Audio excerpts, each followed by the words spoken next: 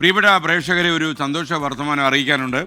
കരൾ രോഗത്തെ തുടർന്ന് അടിയന്തര ശസ്ത്രക്രിയ ആവശ്യമായ ഒരു 13-കാരി തൃഷ്ണയെക്കുറിച്ച് നമ്മൾ ഇന്നലെ റിപ്പോർട്ട് നൽകിയിരുന്നു. പ്രിയപ്പെട്ട പ്രേക്ഷകർ ഓർമ്മിക്കുന്നുണ്ടാകും. ഒറ്റ ദിവസത്തിനകം 18 ലക്ഷം രൂപ കളക്ട് ചെയ്യേണ്ട ആവശ്യമുണ്ട് എന്ന രീതിയിലായിരുന്നു നമ്മൾ വാർത്ത കൊടുത്തിരുന്നത്. 24-ൻ്റെ പ്രിയപ്പെട്ട പ്രേക്ഷകർ എത്ര വേഗമാണ് ചടുലമായി പ്രവർത്തിച്ചെന്ന് ഓർക്കുമ്പോൾ നിങ്ങളെ ഓർമ്മിക്കും. എനിക്ക് വല്ലാത്ത അഭിമാനവും സന്തോഷമുണ്ട്.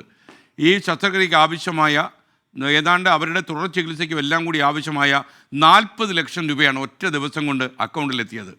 തൃഷ്ണയുടെ അടിയന്തര കരൾമാറ്റ ശസ്ത്രക്രിയ ഇന്നാണ് നടക്കുക. ഒരു ദിവസം മാത്രം ബാക്കി നിൽക്കുമ്പോൾ നമ്മൾ കൊടുത്തൊരു കോളിൽ ഇത്രയധികം രൂപ അക്കൗണ്ടിലേക്ക് വന്നത്. അപ്പോൾ 40 ലക്ഷത്തോളം രൂപ കൊണ്ട് അടുത്ത 5-6 മാസത്തേക്കുള്ള തുടർ ചികിത്സകളും അമ്മയ്ക്കുള്ള ചികിത്സയും അത് അമ്മയാണ് ഈ കരൾ കൊടുക്കുന്നത്.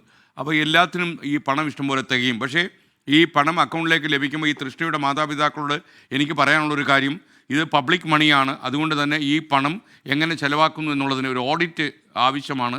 അപ്പം നിങ്ങൾ ആ ഓഡിറ്റിന് വിധേയമാണ്. അതുകൊണ്ട് പണം ചിലവാക്കുമ്പോൾ എന്തിന് ചിലവാക്കുന്നു എന്നുള്ള കണക്കുകളെല്ലാം കൃത്യമായി എഴുതി സൂക്ഷിക്കുക. ജനങ്ങൾ നൽകുന്ന പണമാണ്, നമുക്കും അതിൽ ഉത്തരവാദിത്തമുണ്ട്. അതുകൊണ്ട് ഒരു ഓഡിറ്റിങ്ങിന് ഈ തുക വിധേയമായിരിക്കും. അപ്പോൾ 40 ലക്ഷം രൂപ ചിലവാക്കുന്ന എല്ലാത്തിനും കണക്ക് സൂക്ഷിക്കണം എന്നാണ് എനിക്ക് പറയാനുള്ളത്.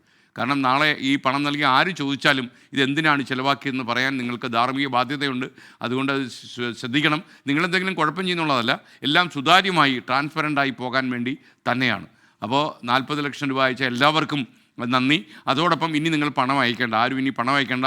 തൃഷ്ണയ്ക്ക് ആവശ്യമുള്ള പണം ആയിക്കഴിഞ്ഞു. ഇനി ഒരു കാരണവശാലും ഈ അക്കൗണ്ടിലേക്ക് പണം അയക്കരുത് എന്നാണ് ഞങ്ങൾക്ക് പറയാനുള്ളത്. ഈ അക്കൗണ്ട് എന്തെങ്കിലും നമുക്ക് ലീഗലി ചെയ്യാൻ പറ്റും, ക്ലോസ് ചെയ്യുക, അങ്ങനെ എന്തെങ്കിലും ചെയ്യാൻ പറ്റും, നമ്മൾ ചെയ്യാം. അപ്പോൾ ഇനി പണം അയക്കേണ്ട, ഓർമ്മിച്ചോളൂ, ഇനി പണം അയക്കേണ്ട.